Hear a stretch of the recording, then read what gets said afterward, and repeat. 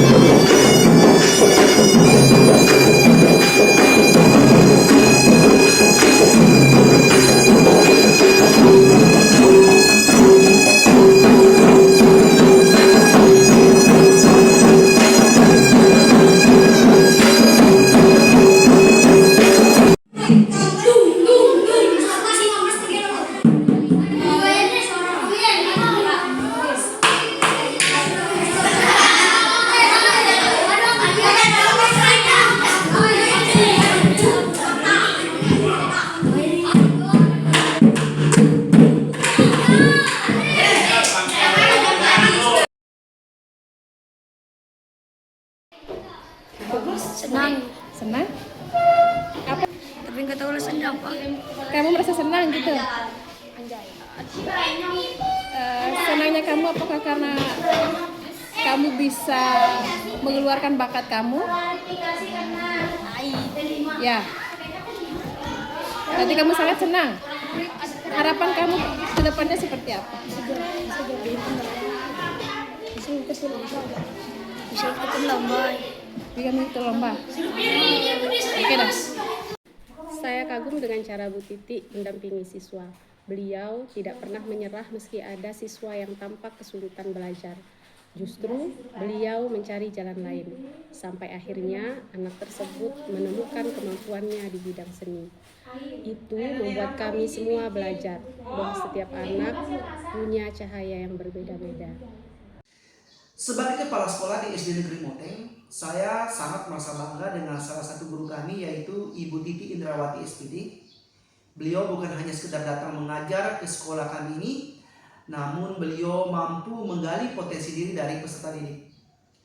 Salah satu siswanya yang sangat kurang dari nilai akademiknya, namun memiliki potensi di bidang seni budaya.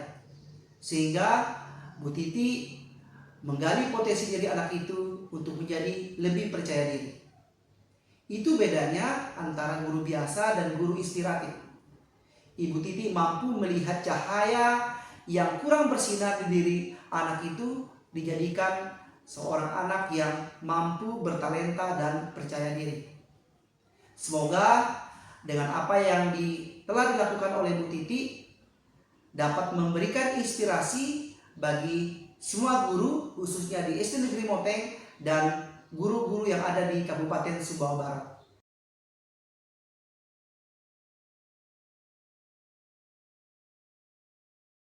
Cara saya mengidentifikasi dan mengembangkan praktek baik ini, awal mulanya ketika saya di dalam kelas, saya selalu memperhatikan bagaimana respon peserta didik dalam kelas dan proses pembelajaran. Ada anak yang kurang menonjol dalam pengetahuan.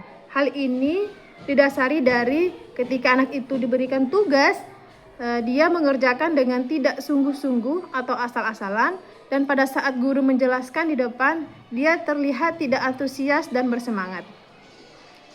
Dan yang kedua adalah ketika guru sedang tidak ada di dalam kelas, anak ini tidak bisa diam. Dia kesana kemari bermain memukul-mukul meja, menjadikan meja sebagai alat musik. Dari situlah saya mulai berpikir untuk membuat proyek atau kegiatan yang bisa merangkul bakat dan minat anak tersebut. Dari situlah saya sadar bahwa praktik baik mengajar adalah memberi kesempatan pada anak untuk menemukan minat dan bakatnya. Kemudian mengembangkannya menjadi kekuatannya. Jadi situlah saya mulai membuat proyek pada saat itu P5. Baiklah, yang menjadi tantangan saya dalam menerapkan praktik baik ini dan berbagi pengalaman praktik baik ini dengan teman sejawat adalah: pertama, tantangan saya dalam menerapkan praktik baik tidak adanya peralatan yang bisa saya gunakan sebagai penunjang dalam praktik baik ini. Karena praktik baik ini yang saya ambil adalah mengenai seni dan budaya alat musik tradisional gonggenang pada khususnya. Jadi di sekolah belum tersedia. Yang kedua, pelatih yang akan membimbing peserta didik. Jadi rencana awal saya dalam menyusun program praktik baik ini, saya akan bekerja sama dengan wali murid untuk sebagai narasumber dalam berbagi praktik baik ini. Akan tetapi ketika saya berkomunikasi dengan Bapak Kepala Sekolah mengenai praktik baik yang akan saya kerjakan, beliau mengusulkan untuk mendiskusikan itu dengan pihak desa. Akhirnya saya ketemu dengan Bapak Kepala Desa. Saya memberikan informasi mengenai praktik baik yang akan saya lakukan. Alhamdulillah pihak desa menerima dengan baik dan menyanggupi untuk menyewa pelatih yang akan melatih anak-anak bermain musik tradisional gonggenang. Selain itu, kami diberikan atau difasilitasi alat musik gonggenang. Jadi, alhamdulillah tantangan itu bisa kami carikan solusinya. Dan tantangan yang selanjutnya adalah tidak semua anak-anak itu terlihat aktif atau terlihat langsung potensinya. Jadi di sini butuh kesabaran dan butuh konsistensi. Saat berbagi dengan rekan guru, tantangan yang saya hadapi adalah bagaimana meyakinkan rekan sejawat bahwa setiap anak itu memiliki potensinya masing-masing. Seperti apapun keadaan anak, pasti ada cahaya yang bisa dimunculkan dari diri anak siswa tersebut. Saya percaya bahwa dengan berbagi praktik baik atau pengalaman yang saya lakukan terhadap rekan